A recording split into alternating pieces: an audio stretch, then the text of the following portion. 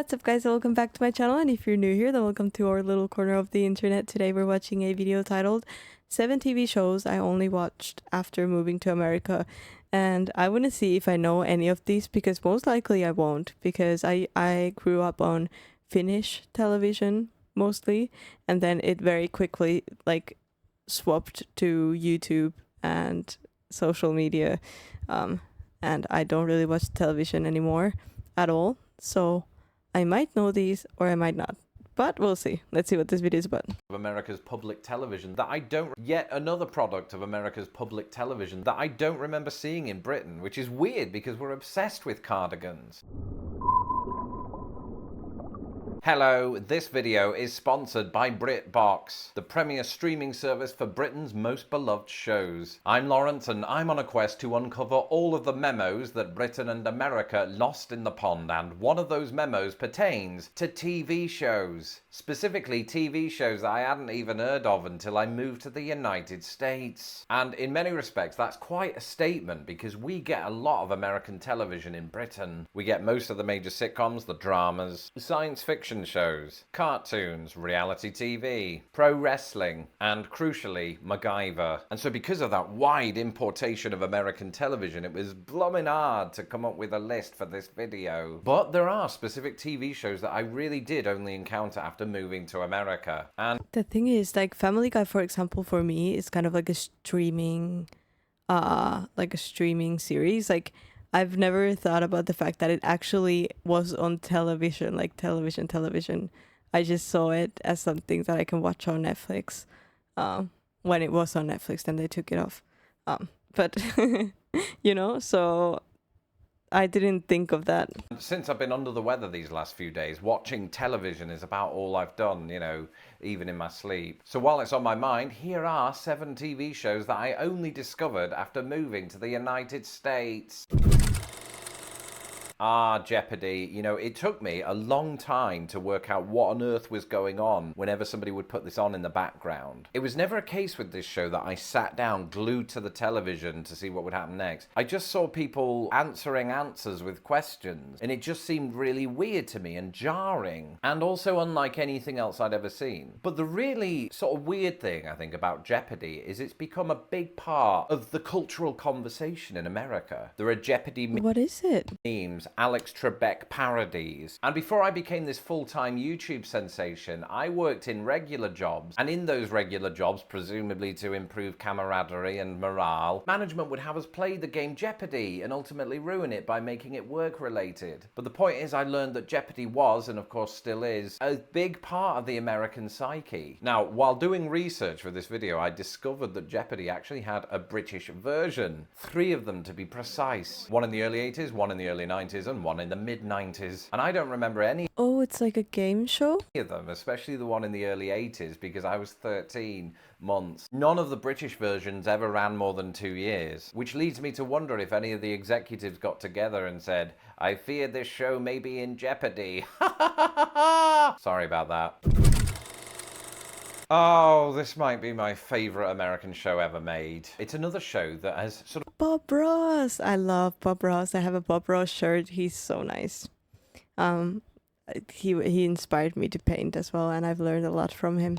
entered the meme world of the internet and is just a big part of the cultural conversation here around afros. But if you're British and you've never seen this show, I advise you to check it out. It was hosted by this man, the late Bob Ross. Max, can we fix this, please? Thank you. This man, the late Bob Ross, and there are 2 enduring qualities about him. Firstly, his calm demeanor is just extraordinary while he's painting his landscapes, and he always says things like, let's just add some happy trees or some happy meals. It was never sponsored by McDonald's. And there's only happy mistakes. Right, and then he'd do this thing. No, there's no mistakes. There's only happy accidents. He'd take hold of his brush, not his hair, but an actual paintbrush, and he'd just smack it against the thing to just knock it off, and it was just so cathartic. Everything about this show is super cathartic. You might almost say that he puts the art in cathartic. But back in Britain, about the same time when I was growing up in the 80s, we had several art-themed shows for kids, including Heartbeat with Tony Hart and Art Attack, because who doesn't love cardiovascular? Art Attack I did watch, like in Spanish TV. It comes up Like it would come up at night, you know, after all the regular shows, and I would watch that. Yeah. Humour. So I suppose it would have been overkill to throw Bob Ross in there, which is not a sentence I thought I'd ever say about anything. But in discovering the show, I have become Bob Ross is never overkill. Sorry. Ross in there, which is not a sentence I thought I'd ever say about anything. But in discovering the show, I have become a happy Lawrence. Oh dear, now Lawrence has to admit something very personal.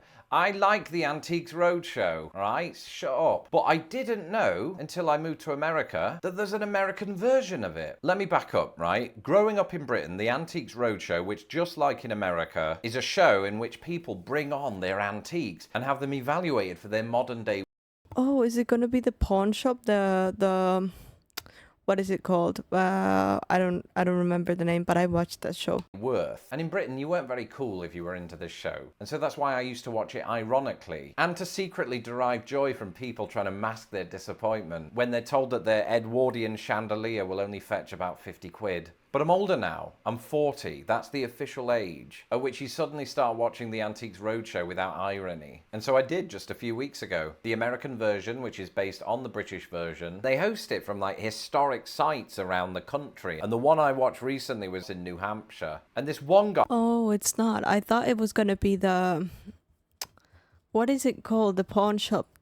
The pawn shop that pawns things.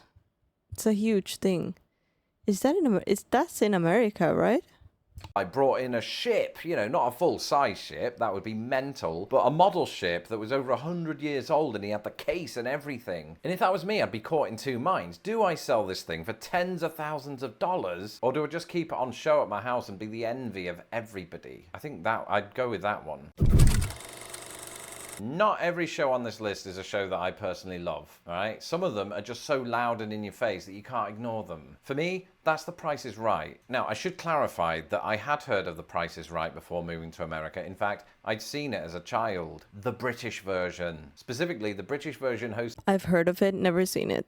In the 90s by Bruce Forsyth, known as Bruce's Price is Right. And one of the things that stood out to me about the British version of the show is just how suspiciously excited all of the contestants were. You know, Bruce is all like, "Oh, come on down," and immediately those cultish tendencies start kicking in. Yay! It's like they're given tequila before they go on. Well, you're not going to believe this. It's even crazier in the US. You do believe that, don't you?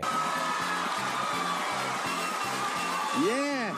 The carefully orchestrated reaction of people is almost certainly the driving force behind that show's ratings. And as weird as it is, it's apparently a good formula, because The Price is Right continues to be a profitable show here in the US, where it originated. That's right, unbeknownst to me, it was an American show that inspired those British variants. Anyway, while we're on the subject of British television, that brings us on to this. When Americans ask me what I miss most about England, my answer is always the same: British transit and British television. And while I'm unlikely to hop aboard high-speed rail anytime soon, I would imagine American television being like the best, you know?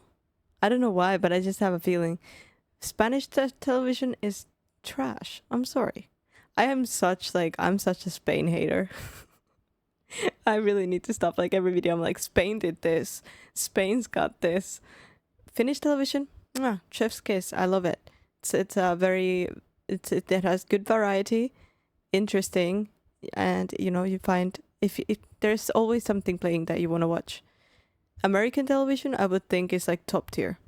my favourite British shows are only a click away with BritBox. BritBox is the streaming home of the biggest dramas like Section of Agatha Campbell. My wife and I have eased our congestion with several cups of tea, and the latest episode, we're not related, and Sister Boniface, we might be related. Quite. Apple TV or Roku device, as well as in the pond. 50% mysteries. It's my unwavering powers of deduction. Anyway, That seems like a very good ad. the link is also in my description below.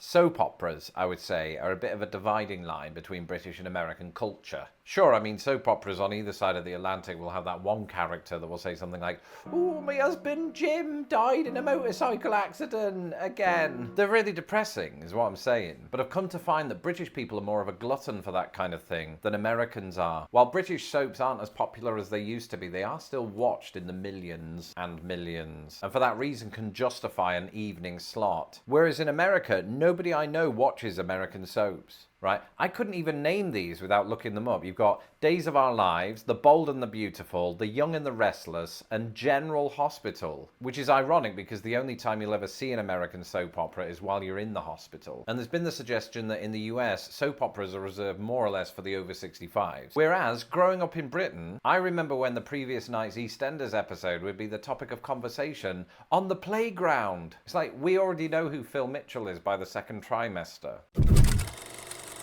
In the first few months of moving to another country, you find yourself scrambling for things that remind you of home. And for me, it was Rick Steves' Europe and Cadbury Mini Eggs. For those of you who don't know, Rick Steves is an American travel host who spent a lot of time in Europe. Right, his shows and his books have given Americans great insight into what Europe is actually like, as opposed I'm not sure I understand what a soap opera is exactly.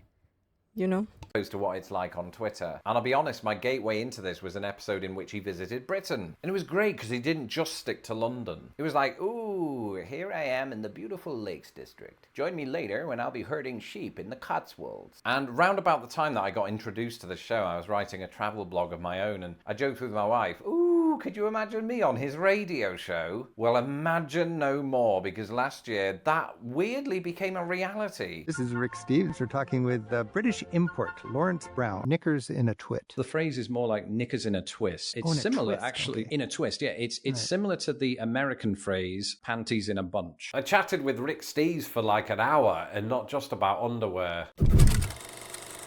And finally, what can I say? Mr. Rogers, a true American icon. I mean, where would we have been without him at the Battle of New York? It's the other Mr. I didn't know about Mr. Rogers before starting this channel, but he seems like the most wholesome person to be alive. Rogers, right. Yet another product of America's public television that I don't remember seeing in Britain, which is weird because we're obsessed with cardigans. But since moving to the US, I've discovered 3 things about Fred McPhee. When I heard that we're obsessed with cardigans at the start, I was gonna say, is that about Mr. Rogers? Because he would always wear his...